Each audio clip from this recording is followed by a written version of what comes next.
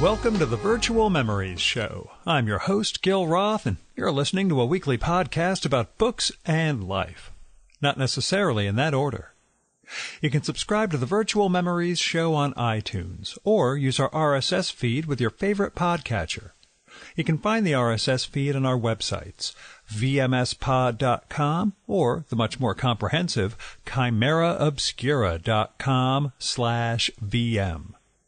We're also on Twitter, Instagram, and SoundCloud at VMSPod, on Facebook at facebook.com/virtualmemoriesshow, on Tumblr at virtualmemoriespodcast.tumblr.com, and on YouTube by searching for Virtual Memories Show.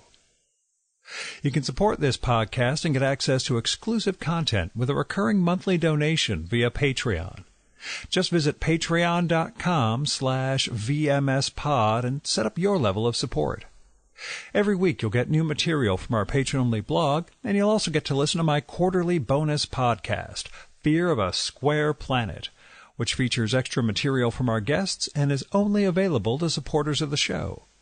So visit patreon.com/VMSPod or paypal.me/VMSPod and help me continue to produce smart conversation about books, art, comics, and culture every week at the Virtual Memories Show. Now, the week of craziness turned out to be even more exhausting than I expected, which I filled you in on last week for those of you who are longtime listeners. I had 2 DC trips, a day-long trade show, which turned into a 7 or 8 hour gab fest in New Jersey, my first congressional testimony, impromptu lobbying session, and just all sorts of strains and stresses that, to be honest, almost set me back into like college-age Gil. So I went to the Small Press Expo down in Bethesda, Maryland this weekend right after finishing that impromptu lobbying session, and it's tough switching back and forth between that pharma guy, the Congress testimony guy, and the podcast guy who's a arts aficionado person. It's tough for me not to talk about what I do because I know that I try and sound self-important when I do that, so I have to kind of just not be there. But you also, being a human being, I kind of need to vent at the same time. Anyway,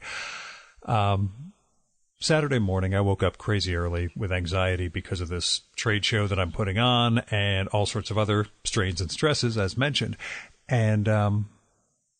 And I just thought about like packing up, catching a train, going home, and bailing on the whole weekend without telling my pals who I met with, on Friday.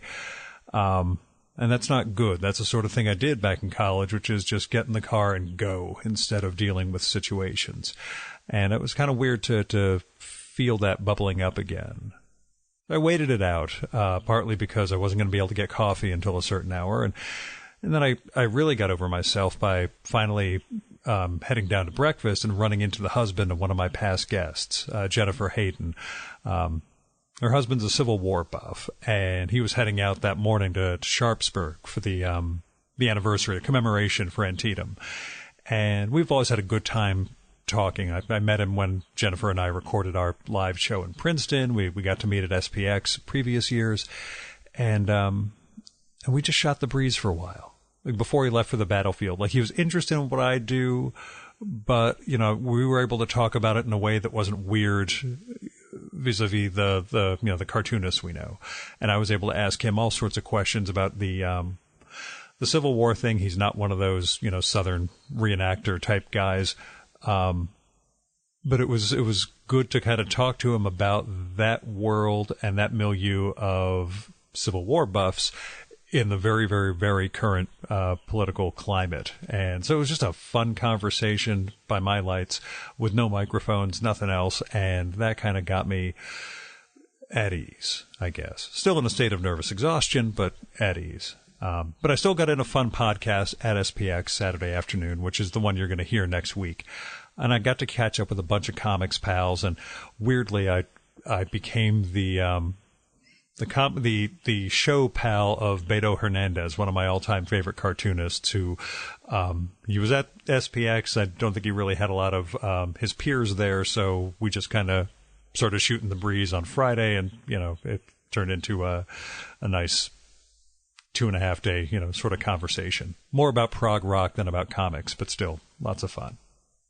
The other fun thing was during SPX, I got recognized by someone while I was talking to another past guest, John Cuneo, who decided to go on spur of the moment. John and I were talking with his friend David Apatow about the podcast. John saying, well, it's a great show. He does a really good job. And this woman just walks up to us, says, are you Gil Roth? I just wanted to tell you how much I love your show. And then hurries away. Of course, we joked about paying her to do that, but, it was a good feeling. It was kind of nice. I had an even better experience on Sunday of this weekend after I left at SPX. I made it out to the Hunterdon Art Museum for the opening reception of Joe Ciardello's Spaghetti Journal exhibition, which I mentioned last week. It is fantastic and phenomenal, and I really hope people go to see it. But anyway, I'm going to tell that story in the weekly email for this show, which you ought to subscribe to either at VMSpod or chimeraobscura.com/VM, because it's kind of a long and, well, by my lights, interesting story, and you guys seem to put up with this sort of stuff. Anyway, there's this week, there's this show. My guest this time around is the amazing cartoonist Mimi Pond. The name's familiar to you long-timers because this is her third appearance on the show. She's joining Michael Durda in the Three Timers Club.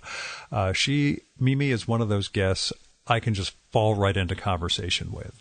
There's no awkwardness about, what sort of questions I'm going to ask or the format of everything. She's just, a really good cartoonist, a great artist, and someone who's just confident, and she's comfortable in her own skin, it feels like, even if her hair is a different crazy color every single time we meet.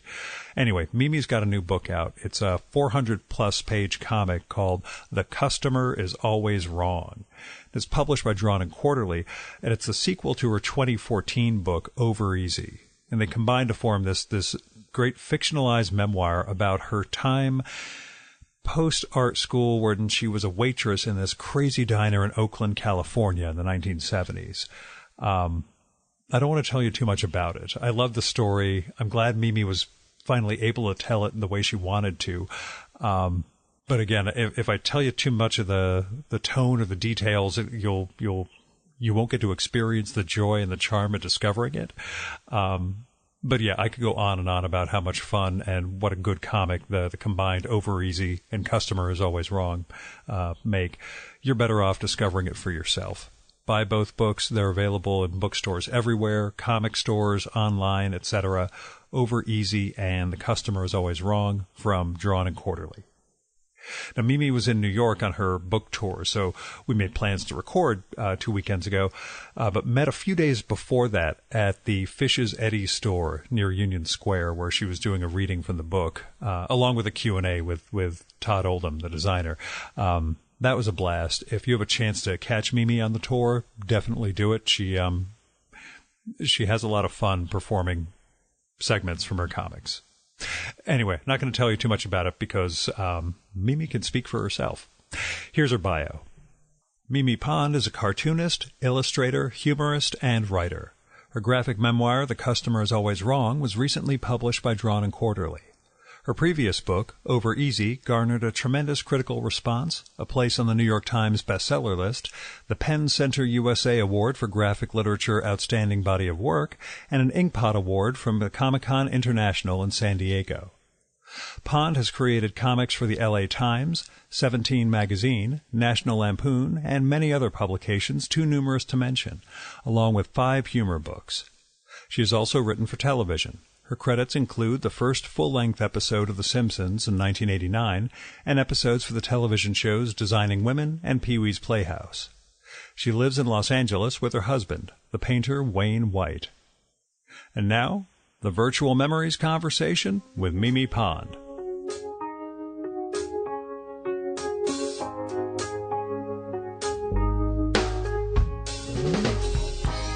This is the third major North American city you and I have met in for recording a podcast with Toronto, LA, and now New York. Right. Chicago next. I figure we'll have, every major metropolitan area in North America. Chicago isn't on my schedule at the moment, but who knows? I figure Midwest could be a thing. But tell me about coming back to New York this trip. It's always wonderful to come back, and we come back pretty frequently. Our daughter lives here, but the event at Fish's Eddy the other night was really a wonderful homecoming, because it was a lot of old friends, and I mean by old friends I mean even one of my customers from Mama's Royal Cafe, who has been a lifelong friend and now lives in Queens, came. So that was really special. And friends that we've known since the 80s in New York were there, and, friends I've made more recently. So it felt very welcoming and very cozy. It was a real love fest for me. And besides getting to the Jewish Museum, which we talked about off mic, what other New York-y type things, or your New York, have you done on this trip back? I don't know. I've been traveling a lot since I started this book tour, so I've been in and out of the city. I went to visit a friend in New Jersey overnight, and I don't know. I just like walking around, and the, New York, between New York changing as fast as it is, I suppose it always does in a way. I just feel like and I've always felt this way about New York, that there's so much history here that you're just constantly surrounded by ghosts of all kinds. I mean, you feel the layers of history. I used to walk around in the garment district in the 80s and just feel the 20s and 30s and 40s of that place, because a lot of it was still very evident at that point. There were still so many wonderful, button shops and ribbon shops and zipper shops. and you go into those places, and, these old Jewish garment district guys were just like such characters and so wonderful. And it just, you walk around the theater district. I remember walking down somewhere in the 40s in the theater district back then, and hearing above my head in a rehearsal studio the sound of tapping feet. And I was like, can't you hear those tapping feet? Don't make me sing it. We live up to every showbiz stereotype. Yeah, it was great. So, I mean, it's the same now. It's like, there's so much of the East Village. It's like what I jokingly predicted in the 80s, like, oh, they're going to make this into a punk rock theme park. It's happening. There's no more CBGBs in New York, but there is a CBGB's cafe in Newark Airport, which, oh my God. Yeah, I don't know if you've ever experienced that, but it was just selling real Ramones t-shirts. Yeah, it's, the kitchification. I tried to buy knockoff Ramones t-shirts on Santee Alley, which is like the basically, I don't know, the Canal Street of the garment district in downtown LA, from these Latino guys who were selling all kinds of knockoff T-shirts, and I said, "Do you have any Ramones T-shirts?" And they said, "Ramones, no más Ramones." So let's talk about the new book. Mm-hmm. It's the conclusion of your. We don't want to say memoir because it's somewhat fictionalized. Yes, your fictionalized memoir. That sounds good. It covers it. Clive James published 4 unreliable memoirs. That was the category. That's good. I like that. Yeah, use that in future. Unreliable memoirs, a great title for it. But can you tell me? It seems to me there's 3 moments I'm interested in of yours. One was the finishing writing this book, finishing drawing this book, and then seeing it in print / seeing it out in the wild. Do you have? Do you remember those experiences in terms of the holy crap it's done, and then holy crap the comic is done, and holy crap it's actually in the public? Yeah. Well, initially I saw this as just as a piece of conventional fiction, and because at the time I thought nobody could possibly do a graphic novel of this. That's too much drawing. That's crazy. Nobody could do that. It is, but and then. I finished it, and my agent couldn't sell it, and at that point it was hard for me to grasp it, and not that many people had seen it, so it was just sort of this, this thing, this abstract thing in a way. And once I finally finished drawing it last fall around this time, it was kind of unnerving because I'd been working on it for so long. I was kind of like really all at sea and betwixt and between, and it was the middle of the election. The campaign was, ramping up to our great horror. And I was in Chattanooga with my husband, who was working on an installation there, and I felt really out of sorts. And then finally, when it came out, it took me a while to just digest it. When I first opened it up, I wanted to redraw every single panel. And then I finally had to make peace with no, it's okay. It's out there. You've birthed this baby. And then it felt I felt more of a sense of empty nest than I did when my own children left home, because when they left home, it was like, whoopee, I can finally finish this book. My third child. Yes. My third child, yeah. So I guess, it's kind of because I spent a large part of, I felt like I did my job as a mother. I focused most of my time and energy on them to make sure that they, became decent human beings who could make their way in the world. And, and they went out, and it was like, yay, good, I've done my job, it's over. I didn't pine for them to return. It was like the opposite. It's like, now I can work on my book and parade around the house naked.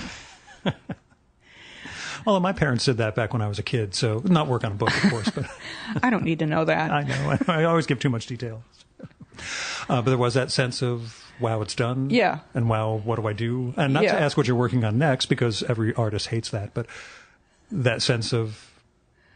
Yeah, well, for me, what I've been working on since is the shorter form stuff I've been doing for the NewYorker.com is what has given me the most satisfaction, because having done this long form story, doing the web comics for the NewYorker.com has been really liberating, because unlike working in print as I did for so many years, you had this very limited real estate to work with. You either got, so much room on a page. If you were lucky, you got a 2-page spread. It was like heaven. That never happens anymore.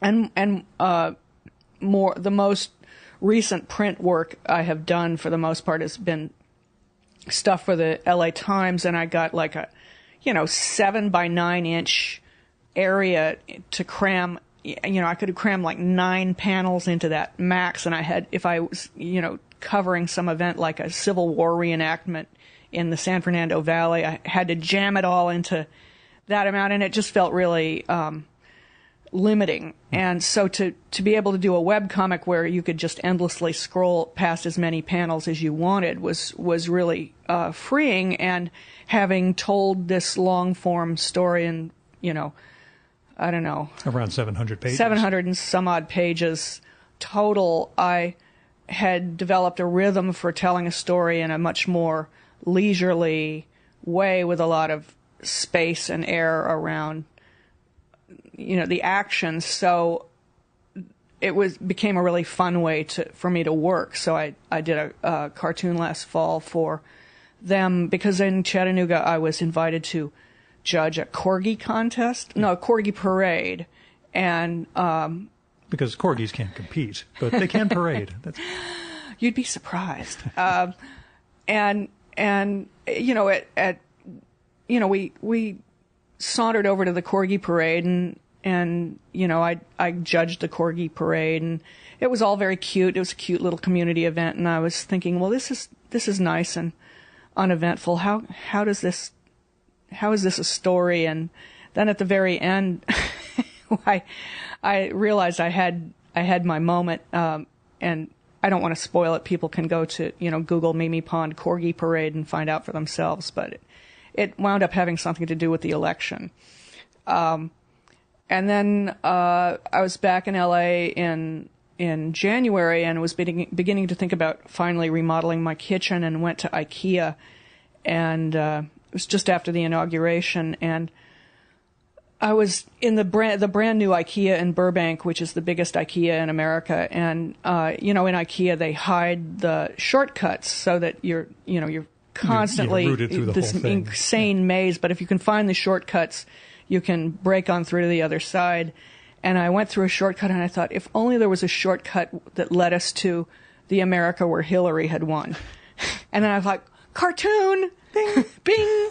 So I did a cartoon about that for the New Yorker. And then in March, there was the Turner Classic Movies Classic Film Festival in Hollywood, and I covered that for the New Yorker, and that was really fun. So they seem to like it, and I'm dying to do more of that kind of thing. Mm-hmm. Yeah, what is the well? First, how did your cartooning / storytelling change over 700 pages, and then again seeing these 3 different distinct types of forms, like you said, long form graphic novel, web comics, and then the constraints of print. Yeah, I guess. How have you grown? I suppose. Well, I mean, like I said, you can tell a story in a much more leisurely fashion. You don't have to condense everything down to the most concentrated version of a story. You can, you have the time and the space to like focus on small details that otherwise that would wind up on the cutting room floor. So it's for me it's much more gratifying because there's so many more rich details that you can add. Did you have cuts? Cuts? Is there like a director's cut of your thing, another 100 pages or so? Oh, from Over Easy and the customers always, well, not that much, because the only thing I realized I left out visually of the book was I didn't put in the background, I didn't put the Doggy Diner, which is this iconic hot dog stand chain that was in the Bay Area, and there's a giant dachshund wearing a chef's head on a 10-foot pole above every Doggy Diner, and so I did a poster for the Oakland event that has the Doggy Diner head in it.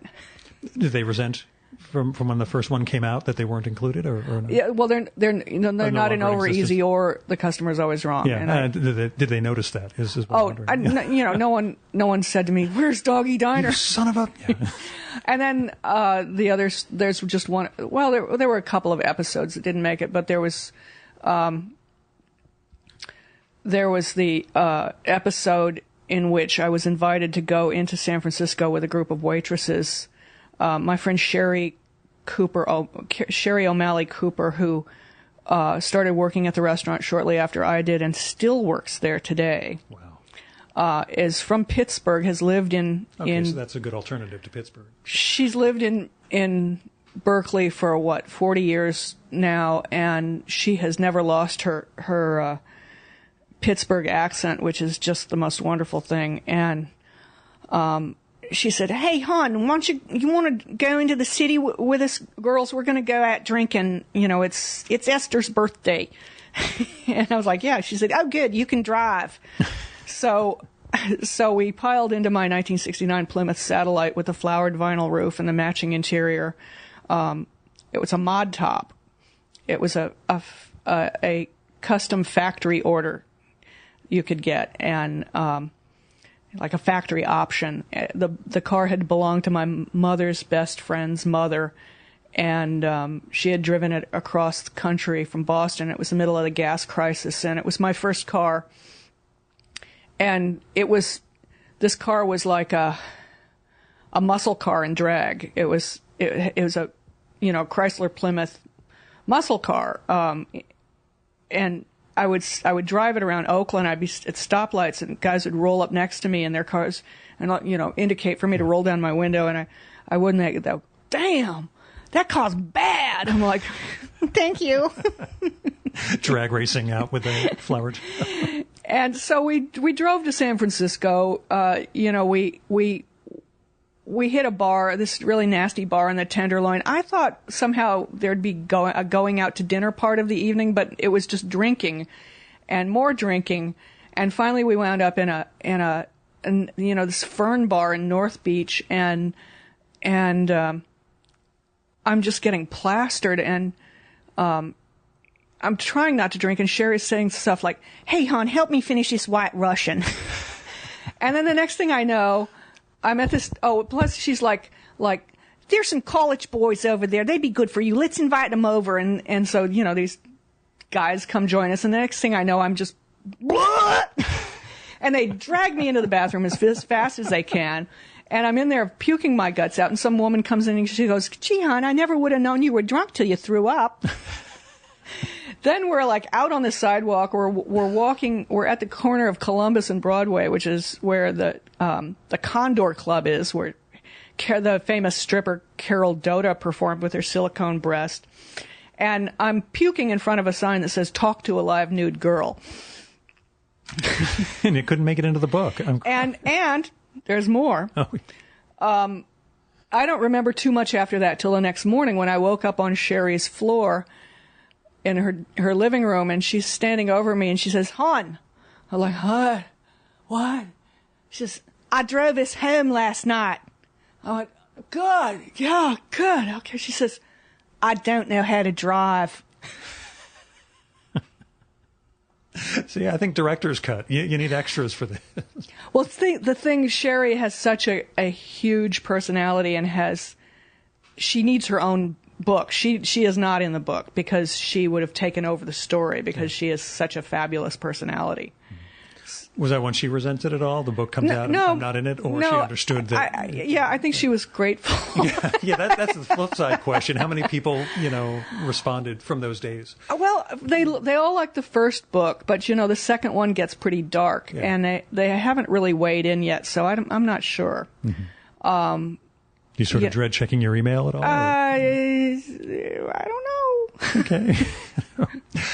Was it a conscious decision in that respect to sort of break off book one while it's still somewhat hopeful? No, not at all. I mean, it was, I was early on when I was working on it, Chris Oliveros from Drawn and Quarterly would call me and say, "When do you think you can expect to finish this?" And I was like, I'd just be on the other end of the phone going,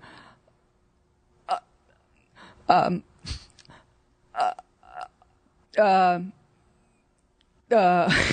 happen. And so he finally said, let's split it into two parts, which made it much more manageable. So I see it all as one story, and the break just happens at a point in the story where it seems like a more natural break. Mm-hmm. So that's why it's not split just, equally in two. And people want to analyze them like they're two separate stories, and for me, it's just one. When you were in the middle of the story, and I mean back in the 70s, at what point did you realize this was a thing that had to be captured? The day I went to work there, this thing lodged itself in me and has not let me go until now. Mm-hmm. Seriously. Yeah. It's like, seriously. Have you had any moments like that otherwise in your life where you recognized the sheer storiness of what you were in the middle of? Well, just... We all make narratives of our day-to-day lives. Nothing that epic. I mean, when you're walking around IKEA and you realize, here's a story, but like, I didn't know exactly what the story was. I just knew this was something I was going to have to capture because it just felt so visceral, and it was so already it was so of a piece, and it took me years to figure out what exactly that was and what the story was about. Mm-hmm. But finally, when the light came on, I was like, oh, okay.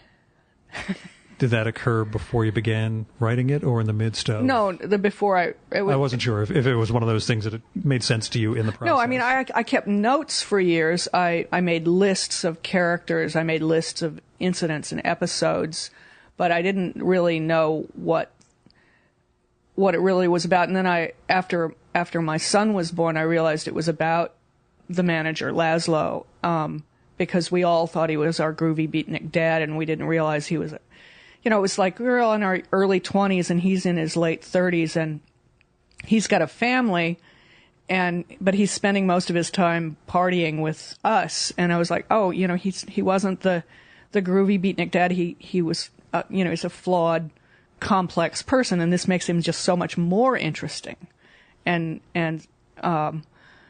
much more multifaceted. And he was just a fabulous, fabulous human being who had faults. And he is just this massive, massive character throughout the book. I mean, without giving anything away as to what happens in book 2, it's really wrenching, I suppose. It's very affecting. Thanks. We'll use just neutral sort of terms like that. But, no, I'm surprised. Like, people say, like, I cried. You made me cry. There was a pit in my stomach moment that occurred during the book. So yeah, you had that effect, and I don't think that's just relating the story as story. I think it's tied into your ability to convey him as a character and the importance of this figure. So, where did the diner obsession begin for you? Oh, since childhood. I just, we just didn't go out to eat that often. We couldn't afford to, but the special treat, my grandmother would take me to this Carnation ice cream parlor that was, had a soda fountain and had hamburgers and things like that. And so it was, it had like the quilted aluminum backsplash and this wonderful, green enameled milkshake machines and the straw dispensers and the napkin dispensers and the creamers and the restaurant ware and the counter stools and the booths, and I just love it. I still love it. And I always thought it would be fun to be a waitress in a place like that. And so when I found this diner down the street from where I went to art school, and then after my third year of art school, they told me I couldn't have any more scholarship money. I was like, fine, I'll just get a job in this diner and it'll be fun to be a waitress. And it was a place that was a fun place to be a waitress. And the reason it was fun was because the manager was a guy who encouraged us all as artists and made it seem like this was just a goof. We were just pretending to be waitresses and fry cooks and dishwashers, and we were like it was like we were pulling one over on everyone. Mm-hmm. And did your friend from Pittsburgh sort of provide a road not traveled for you in those terms? Yeah, I mean, holy crap, if I never, her, but for her, I still see it as a success story because she had come from this family of 14 in Pittsburgh she has these family stories that make your hair curl. It's like an American version of Angela's Ashes, and she came to Oakland. She established herself as a kind of waitress queen in this place. People go there to be waited on by her because she is a character, and she's funny and entertaining, and she has a wonderful husband, and she's raised 2 wonderful daughters. And, for her, this is a success. And I'm very proud of her, coming from getting away from that kind of life and making a life for herself. For me, the only wait staff that I know has become legendary in my part of the world is a guy on the Northeast Regional and Amtrak who works the cafe car, who we all call Surly Elvis, who literally has turned people away. He just won't serve people if he thinks they're dicks. He'll just turn his back on them and not serve them. But I was just in Portland, Maine, and there's a diner there called Maggie's that was the center of an internet kerfuffle in July when the owner who works at the grill, I can't remember her name right now, Darla, I think. It was like a busy weekend morning, and there was a family, 2 parents and a toddler at a booth, and the kid wouldn't stop screaming, and just like 45 minutes, and she threw them out.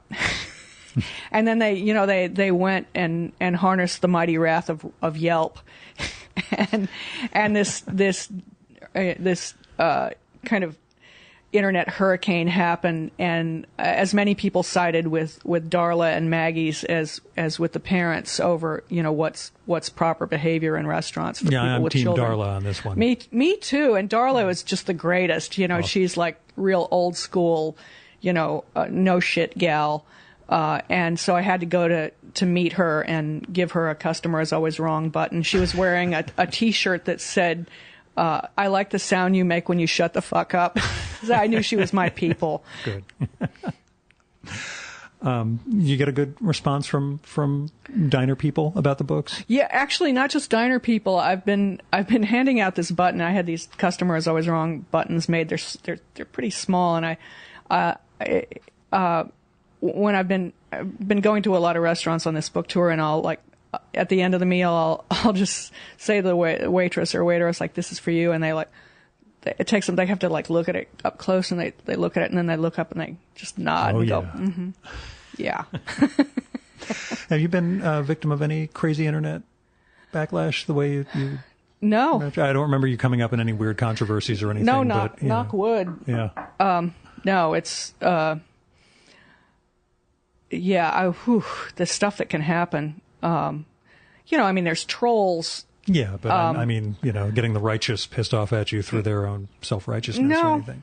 Good. Okay, that's it. That's given some of the people I've interviewed the last few months, that's a marked distinction. I think part of it I'm sure has to do with the fact that I'm not young and fuckable. I mean, there's a lot of young women who incur the wrath of these creeps because they're just daring to be young women who are successful.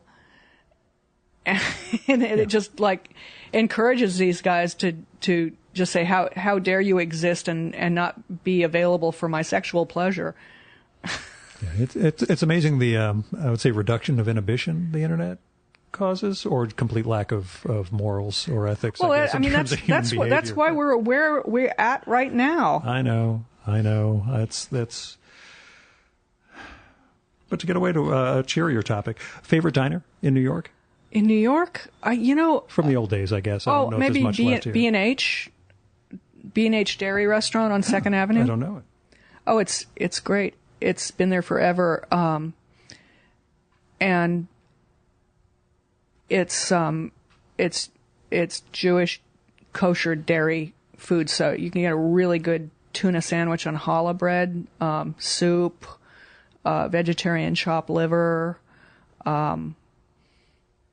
It's been there forever, and in fact, it was when that building blew up on 2nd Avenue near 7th Street. B&H was closed for a while, but they've reopened. Except it's Shabbat today, so chances are I won't be able to hit it on the way out. But maybe. Well, I'm not sure. What's great about New York is that, and now I think the people who own it are possibly like Dominican or something. It's kosher, but not quite kosher. Yeah, possibly. Which I'm fine with. We've got the kosher nosh back in Glen Rock, New Jersey, that's mysteriously open on Saturdays. So, I'm down. Go figure. Yeah, imagine.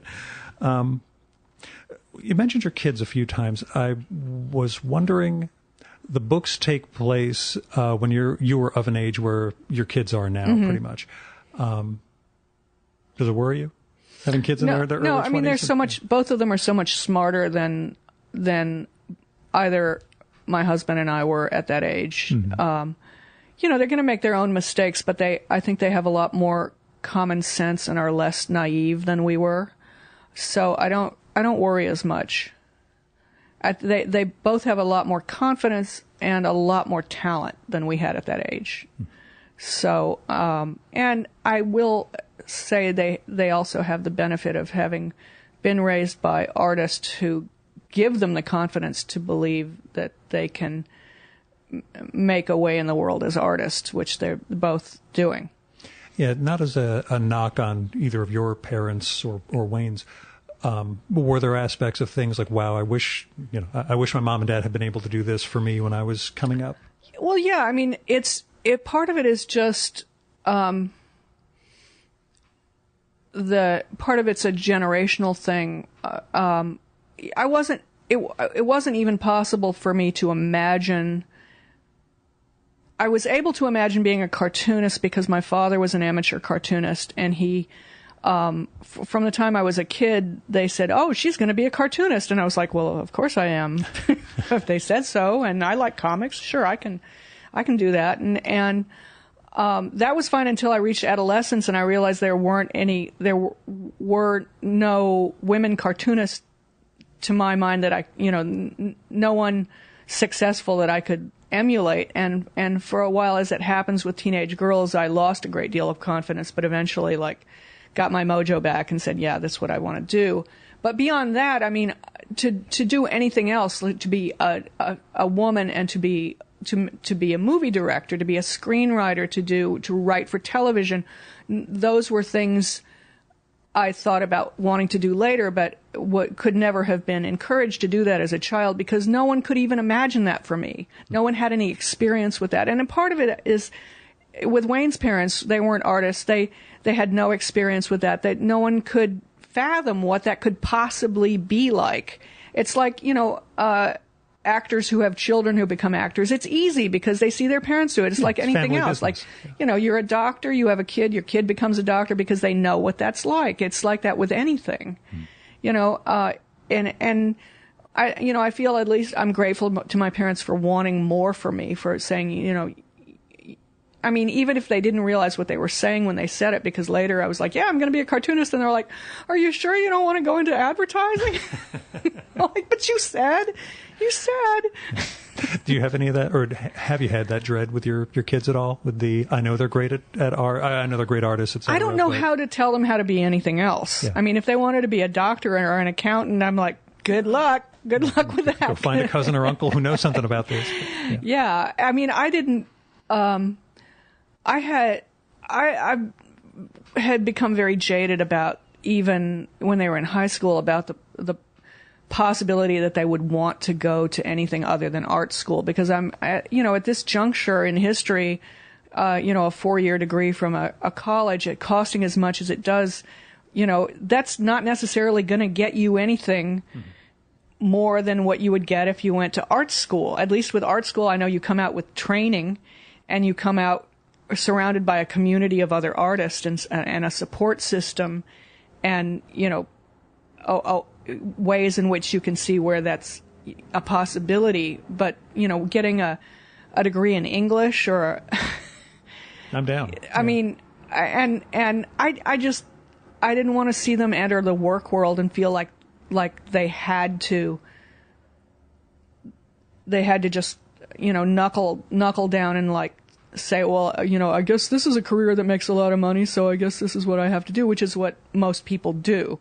I mean, it's what my parents were, both blue collar people, and they encouraged my brothers. I mean, I was the one with the art talent, and there was a girl, so there was both a positive and a negative to that. Like, I had this talent, but there really weren't that many expectations for me because I was a girl.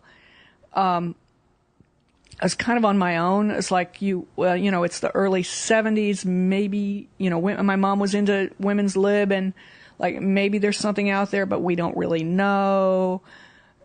Yeah, and you weren't. But my brothers were like, you should become civil servants because it's got, you'll have your job for life and you'll have benefits and everything. So one brother is a LA City librarian and the other one works for the Alcoholic Board of Control. He's a liquor cop. He arrests underage drinkers and the people who serve them, which is kind of a good thing in terms of you don't want to be in a car accident hit by a drunken underage driver, that kind of thing. But it's just like I just wasn't willing to settle for anything like that, and I don't feel like I want my children to feel like they have to do either. Yeah, just envisioning the family ties thing where the kid grows up to be Michael J. Fox, Alex Keaton, sort of right wing Republican type, as opposed to great artists coming out of your mold, as it were. Yeah, I don't think I have to worry about Good. that. Now, 80s New York, when you were here, were there either artists, cartoonists, people you knew who seemed like can't miss talents who never really caught on? Is there anyone you think of wow, I don't get why that guy never... And I know you also have the AIDS era, so there were people dying off before their careers really would have taken off, but... I mean, no, it wasn't so much that anyone stood out who didn't take off. It was more like, If that guy didn't have a heroin problem, he would have taken off? No, Okay. honestly, all those drug problems I left behind in Oakland, happily enough. I mean, everyone I met here, refreshingly, was too busy hustling to pay their rent to be into partying and scoring coke and getting into trouble. I had a wonderful support group of other cartoonists when I moved here, and it wasn't like there was someone who should have gotten somewhere that they didn't. I can't think of anyone in that respect. But it also wasn't, it was very different in terms of, although people were looking for opportunities, it wasn't like it is now where everyone's constantly like, how can I monetize this? Right. I mean, people were hustling to get work, but at that time, there was work to be had. You know, like there was magazines, there was print. You know, I made a living. I made a good living. A bunch of us did, and that's all gone now. And nobody wants to pay for content anymore. And But that's okay. They'll give you exposure. yeah. I'm sorry. Yeah, go. Yeah. So, you know, you could still afford to live in the East Village. You could still afford to, you know, hang out with your friends. And it wasn't like you were desperately like, you know, should I start my own website? Should I, you know, should I have my own Etsy shop? What am I doing wrong? How do I like get more followers on Instagram? It was more relaxed. It's weird because it's still a branding thing because your art is still, you know, every cartoonist art is still a distinctive thing, but we see much more brand focused now. Well, like for example, I did the Valley Girl's Guide to Life, and it didn't occur to me that I should have had an agent who could have sold it as a movie, and it became a movie. It was a very good movie, but I had nothing to do with it, and I got no money out of it. And it didn't occur to me that I should have. Yeah. You know, I mean, I did 5 humor books, and it never at any time did it occur to me to hire an agent in Hollywood to turn it into a movie. And I feel kind of like I could kick myself. Mm-hmm. Who directed the Valley Girl movie? Martha. It's a good movie. And Nick Cage? Yeah. Nicolas Cage has never been hotter, ever. It's a weird thing because there's so many bad movies of his now that it's tough to remember. Yeah. Going way back that, you know, he was a super also hot. a good actor and, you know, insanely hot. In fact, I went to LA and I tried my hand at you know, being a screenwriter and writing for television, and I had an agent who sent me to meet with these producers who were producing that movie Wild at Heart that he was in. Single worst first date movie I've ever gone on. Really? Yeah, with a girl who just wasn't going to get the whole David Lynch Oh, that's too bad. thing. Yeah, no, that was a bad choice on my part. So. And actually, the soundstage was in the neighborhood I live in now. It's called the oh, my brain. It's Keystone Cops who directed. Yeah, now you got me. Yeah, that guy, Hal Roach. No. No. I'm glad it's not just me. You're Oh younger. yeah. But I'm more decrepit in my way. God, it's like key. Max Sennett. Thank you. Yes. Okay. At the Max Sennett Studios, which are actually a silent film studio that stage that he built for his girlfriend Mabel Normand, a silent film comedian who unfortunately had a drug habit. It should be called the Mabel Normand Studios. It's called the Max Sennett Stages, and they were shooting Wild at Heart there. And I went to meet these producers, and in a break they introduced me to Nicolas Cage, and I made the mistake of saying I really admired your work in Valley Girl, and he just like glared at me and walked away. Yeah, it's usually for the best. I find not to cite any individual. I've really enjoyed your work over the years. Yeah. Being in LA, do you have a celebrity protocol in those terms? Of, pretty much most of the time I'll just ignore them. It's best. For the most part, I was at the local Coffee Bean and Tea Leaf, and I saw Danny Bonaducci, and I just looked at him in a second, and he glared at me, and I just was like, looked down and looked away. You were stretching the term celebrity at that point. But yeah. Well, yes. So yeah, there's a lot of what I like to call celebrity adjacent moments, where you realize, like, yes, you maybe you live in the same neighborhood or you live nearby them, but you have absolutely nothing. Your life has absolutely nothing to do with theirs, and unless there's something really compelling or someone that they know that you know seriously, there's really nothing to talk to them about. Yeah. My cousin is friends with Danny Bonaducci's dog walker. You know, one of those. There's a lot of that. Yeah. A lot of that. I knew a dog walker who was, as he always called her, Miss Diana Ross's personal assistant for a while. Now, when we talked, I guess, end of 2014, I think you said you were working on screenplays with your hairdresser. We're still working on we're working on all kinds of screenplays about hairdressers and your hair, which is important. Actually, that's another question. Since your hair now matches the tones, the Viridian color tones that you use for the books. Thanks to him, it was his idea. It was a him for in my stereotyping way. I was going with a woman for your hairdresser. Oh, no, he's so wonderful. His name is Alan Negus. He's from New Zealand, and he's a great storyteller, and has really great ideas. I really enjoy working with him, and maybe one day we will sell a screenplay. Are you happy, especially with the New Yorker stuff that you're doing now, to not be doing green and Viridian as your color tones? Yeah, I mean, it's a nice break. I wasn't like totally sick of it. But 700 pages in one palette is kind of... Yeah, I know. No, it's fun to work in color. Have you changed your work practices or work style at all since finishing? Since finishing the books, I mean. Well, I can't say that I've changed my style. I learned a lot about work habits in working on this book, and ways of motivating myself to work. The hardest thing about working is not for me the drawing, it's the writing. It's like, conceiving a story and then coming up, with the setup and the middle and the punchline, in shorter form. There's always, the beginning, the middle, and the end, of course, in any story.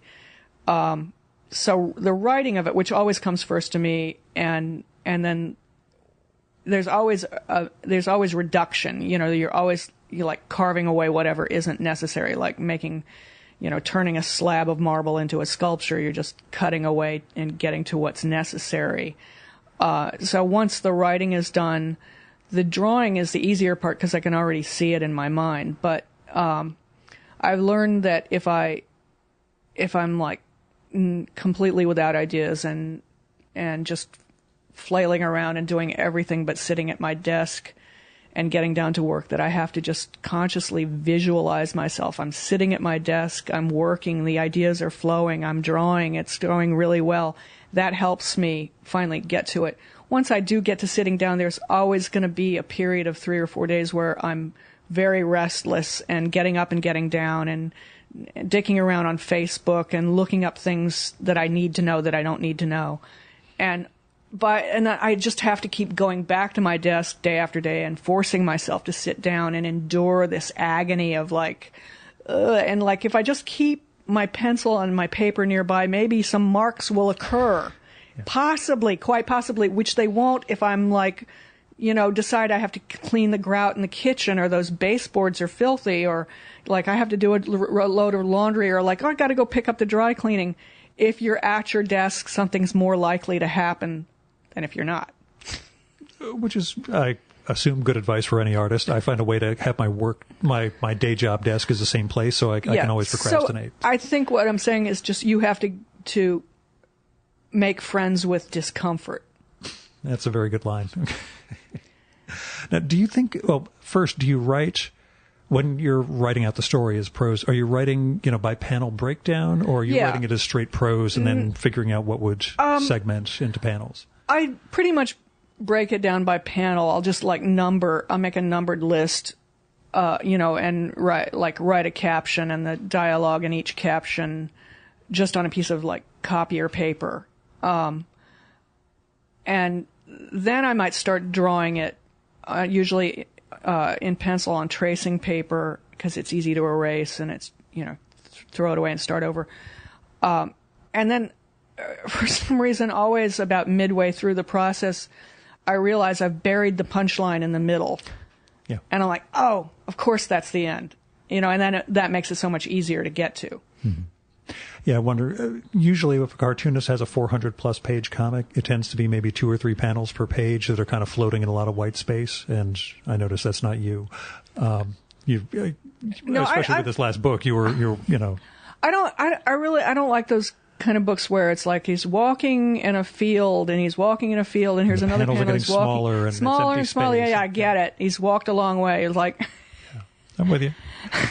You convey a lot within individual panels, but you also pack it, there's a lot to be said about visual lyrical storytelling of any kind, whether it's a graphic novel or a movie or whatever, and I understand that, but I just felt like there was a momentum I reached in telling that story where I didn't want to get fancy with it. In the first book, there's some more fun pages that have unusual tricks, but design tricks, but by the second one it was like, this train has got to get to the end of the line, and let's get it there. So I just wanted to propel forward. Yeah, and I guess that ties back to the question I was wondering about your development as a cartoonist throughout these particular books.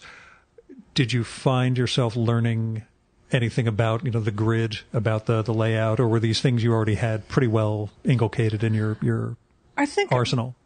I think it was, having written it first, I always felt like, and having carefully crafted all these descriptive sentences that had to go out the window when I drew it. Of course, I already knew what it looked like. I have always found that watching movies is a great education in visual storytelling. There's just so much to be learned from watching movies and the way filmmakers tell stories visually that is really valuable. And it's funny I say that, and there's a lot of comics and graphic novels that, to my mind, look as though they're kind of bloodless storyboards. Yeah. Like there's this conversation with R.O. Blackman. He because he considers himself a failed animator, he believes that comics essentially serve as storyboards. He does not get the formal differences between a comic and that. Oh. It's a weird thing. I was like, maybe it's generational, maybe it's unique to his animation background. There's comics that to me feel bloodless, like there's not any real juice. They're so drawn in such a facile fashion that it doesn't feel like there's anything really human about them. And then there's other stuff. I like stuff that's messier, that's sketchier, that just feels more like, somebody actually, the hand. The Wayne had a term for it. The stink or something. Yeah. The whole, doing it by hand. You can smell it. You can. It just feels more human. Mm-hmm. So there's a line between those two kinds of things. And I hate computerized coloring. Don't get me started on superhero comics, because I just. Was that ever a thing for you? I've never cared ever, and I resent having people tell me that I have to care or I have to know about the history of comics. And I admire the artistry of people like Kirby and all that, but in those stories, as a child, there was nothing for me. It was all about boys, and even the Wonder Woman it had nothing to do with my life. I like Archie comics because it was like a look to this adolescence I hoped I would have. It turned out to be a crushing disappointment. There was no Pop Soda Shop. I didn't get to date a guy with hash marks on the side of his head. More importantly, there was no Jughead, who was the original hipster. it was just never, that would never happen. But there was the hope for that as a child, and it had something to do with reality. Whereas the superheroes, I mean, it was almost like anti-girl. Like there's no women in this universe. I wouldn't say really, almost like. I think it's very explicitly, growing up, that's what it was. It was a boy's adventure. Right.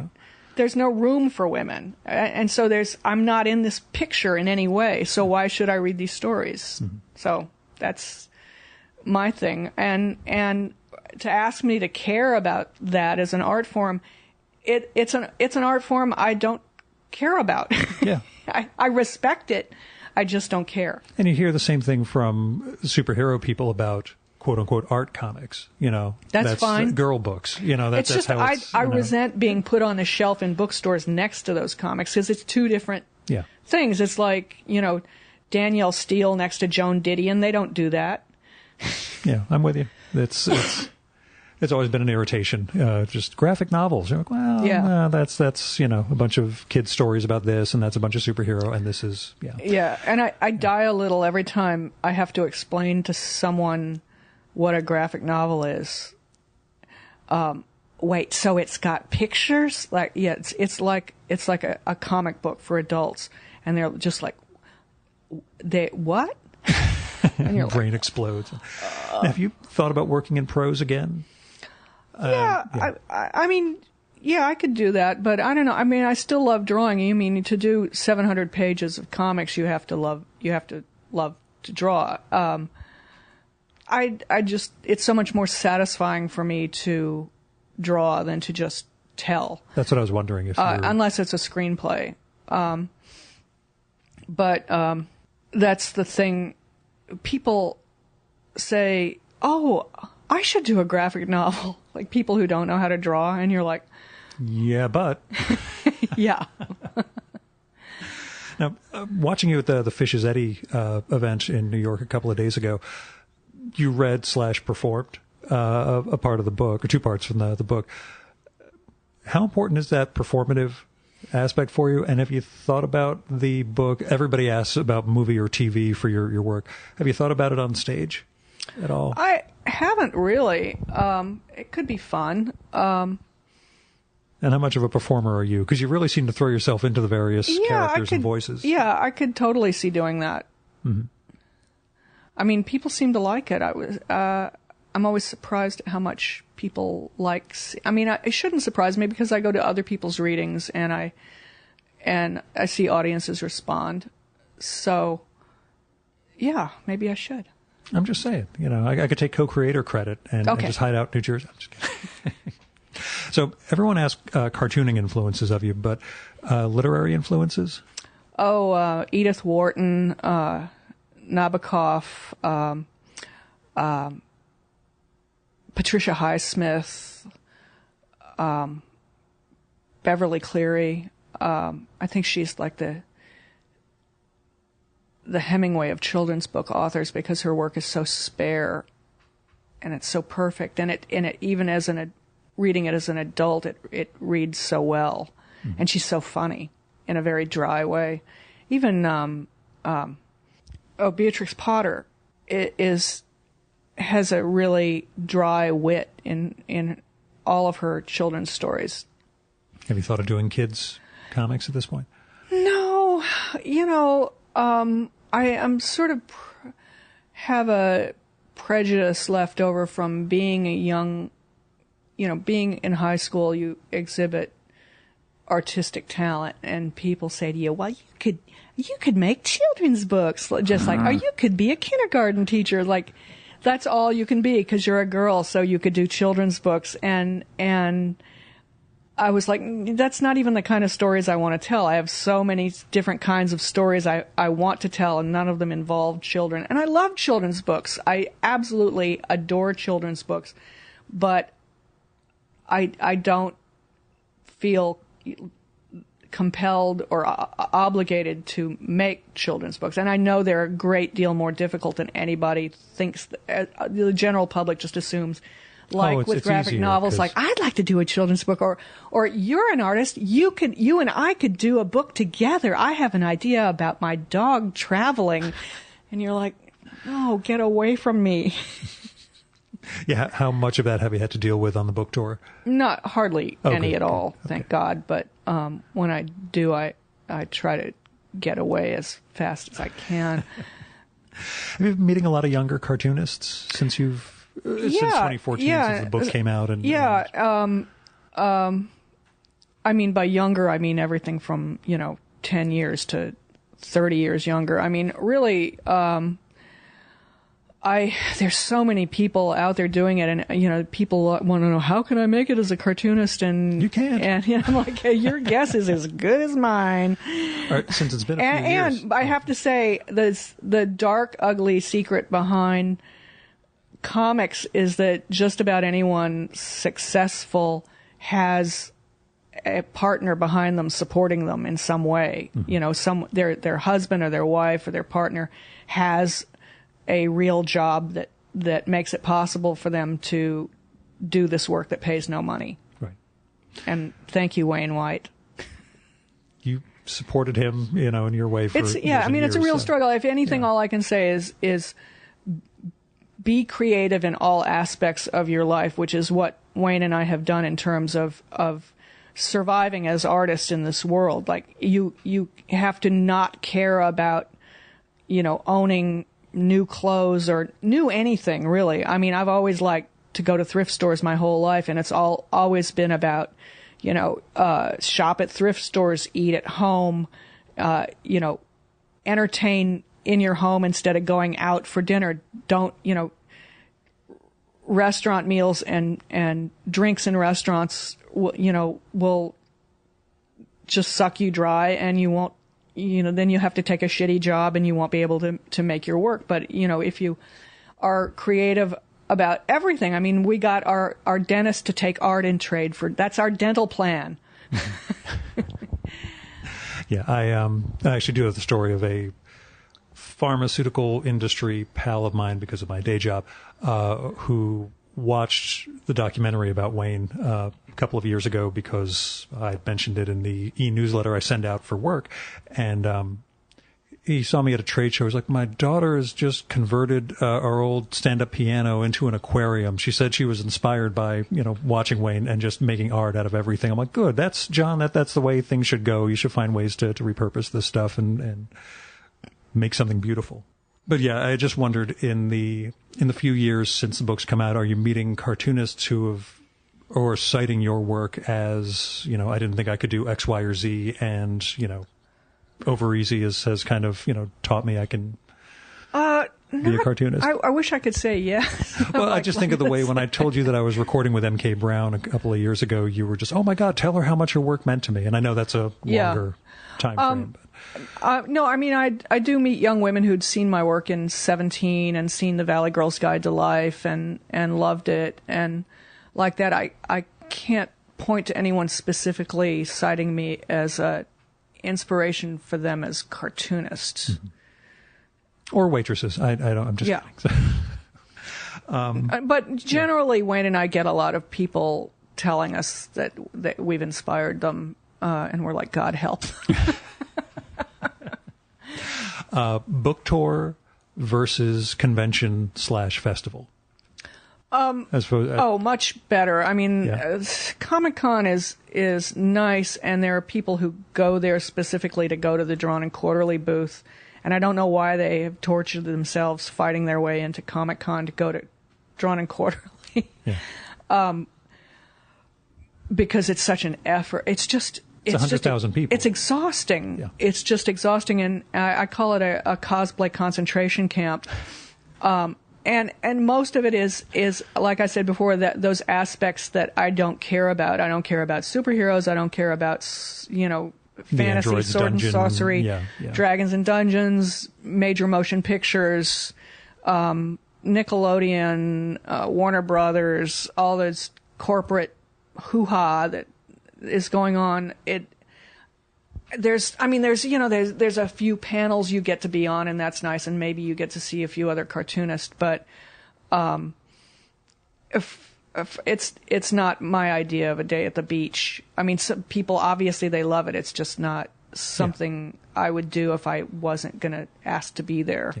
Yeah. Whereas the book tour is more... Book tour, you have your niche. There's got people come to see you, specifically to see you. They don't like wander by the booth and look suspiciously at the pile of books and, kind of like, what's this? No, the great thing is them mouthing the words as they're reading. Yeah, from my trade show experiences, it's always they would recite the name of my old magazine and the tagline and then walk away. I'm like, oh, okay, you can read. That's always good to know. So yeah, I assume the book tour would be more your speed, I guess, something you'd enjoy more than sitting at a table. Yeah, it's been a lot of fun. Cool. Mentioning the M.K. Brown conversation I had, she referred to a stack of posthumous comics she has, as in, I could never publish these while I'm alive. Anything remotely like that you've worked on? That she's actually like created work that she feels like she can't publish. I wouldn't even. It's a fun conversation we had, but wow. Yeah, that was one that struck me. I'm like, M.K. Brown has things she would be weirded out about publishing or afraid to. I mean, there's stories I wouldn't even begin to tell because of the people still alive. No, but work you've actually created. No, okay. No. Just making sure. She seems. That seemed like a very weird thing compared to the rest of you guys whom I've spoken to. I'd love to see that. Yeah, I know. I told her that's one of those, well, maybe you could just show me next time I'm in Northern California. She was a hoot, though. So the big question, which I know all artists hate, especially when they're promoting a current work, what are you thinking of doing next? Oh, I've been getting this a lot. And this was something that came up at the Fish's Eddy event. It was the Mitford sisters,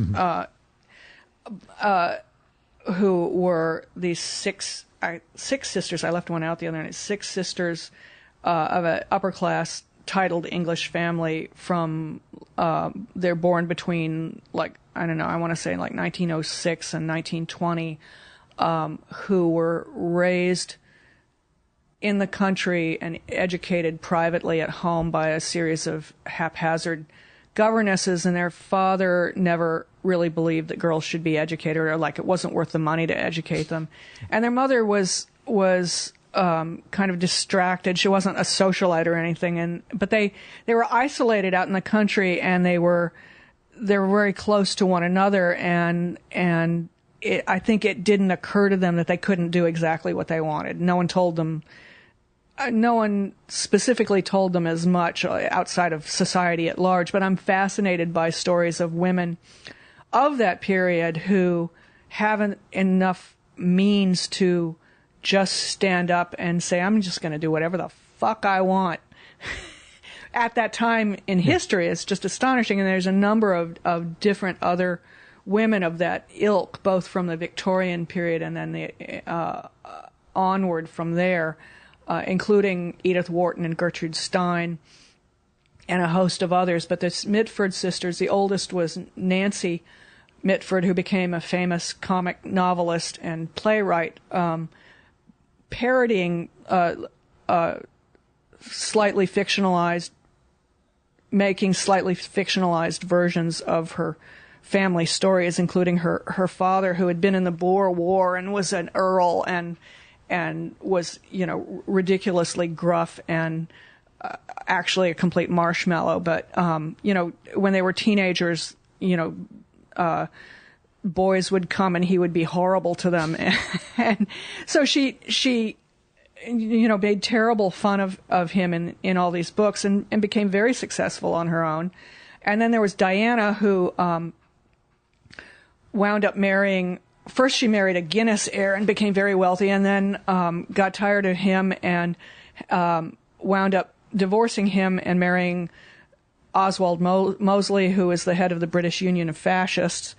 And then there was Unity, who was the rebellious one her parents couldn't control, and she talked them into letting her study in Munich as a teenager, and she became Hitler's #1 groupie. She literally stalked him in a restaurant until he invited her to join him at his table, and then became all palsy-walsy. She sort of became his sort of teenage girl fan. And then she got Mumsy and Daddy to come over to Munich to meet old Adolf, and they thought he was quite jolly, and, he had some good ideas. There was Jessica, who was the opposite. She became the family communist. At 12, she started a running away fund to save money so she could run away, which she did with her cousin, Esmond Romilly, who was a nephew of Winston Churchill, and they ran off to cover the Spanish Civil War as journalists, and she wound up marrying him, came to America. He joined the Canadian Royal Air Force and was shot down over the Atlantic, and she wound up moving to the Bay Area, marrying a Jewish lawyer, and becoming a real firebrand journalist. She wrote a book called The American Way of Death that exposed the American funeral industry. My parents read it when I was a child, and it galvanized them. That was my entree into the Mitfords to begin with. Mm-hmm. My mother saved 400% on the cost of her own cremation because she signed up with a funeral society years earlier. And she exposed the Bennett Cerf's famous writers' school in the Atlantic magazine. I think it was the Atlantic, unless it was something else. So she was also an excellent writer. And then Pamela was the quiet one, who we don't know much about except she could have been a lesbian. And then Deborah was the youngest, who wound up by default becoming the Duchess of Devonshire when her husband's older brother died in World War II. They inherited the grand country estate Chatsworth, and they were among the very first people who were able to rescue the house from being government taxes just taking everything. They restored it and opened it to the public, and it was one of the first examples of those great country estates doing that, and it has become this enormous industry. And so she has that to her credit. And also, they've all written books, including Deborah wrote a book called Wait for Me because she was the youngest, and she was always like, wait always for me. One and last. Yeah. All of them, even Diana, have written their own memoirs, and there's collections of their letters. They're a real cottage industry in England,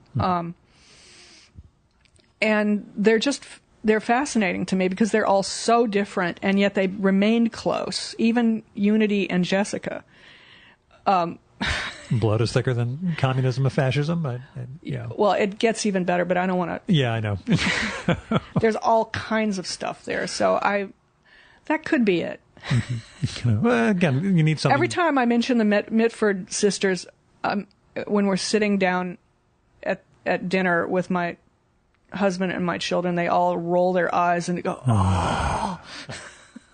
Well, I was going to say, you need a long project now that you finished this short one. I guess what I need to do is find a way to tell the story that even my husband and my children don't go, oh.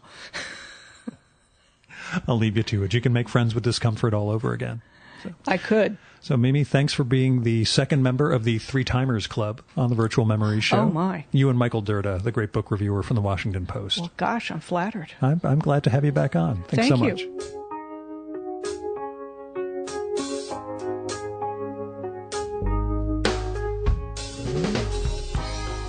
And that was Mimi Pond. Her new book is The Customer is Always Wrong from Drawn and Quarterly. That's a sequel to her book Over Easy. And there's just some pretty amazing comics. You should also hit up the Fish's Eddy store to check out some of the mugs and trays that Mimi designed. That's at fisheseddy.com if you're not in New York City and can't get to the store. The website is FISHSEDDY. So fishes with no E. Now, Mimi's website is mimipond.com, and if you don't know how to spell her name, it's MIMIPOND. She's on Twitter as Pimimond, switching the P and the M, so PIMIMOND. Her Instagram is MimiPondOverEasy, all one word, and she posts some really great pictures there.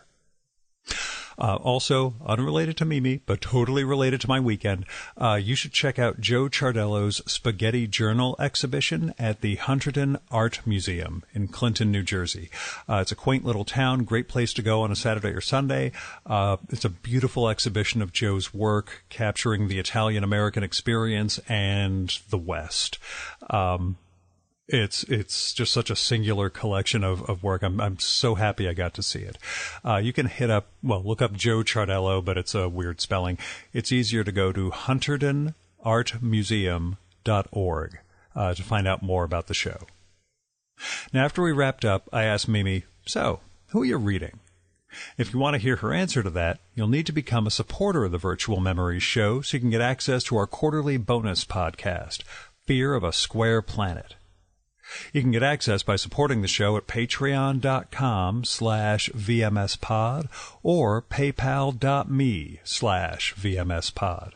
There are all sorts of goals and goodies in place for patrons, including the bonus podcast, patron-only blog, handwritten show notes for every episode, the series of ebooks that someday I swear to God I'll get around to launching, and more. So go to patreon.com/VMSpod and support the art of fine conversation.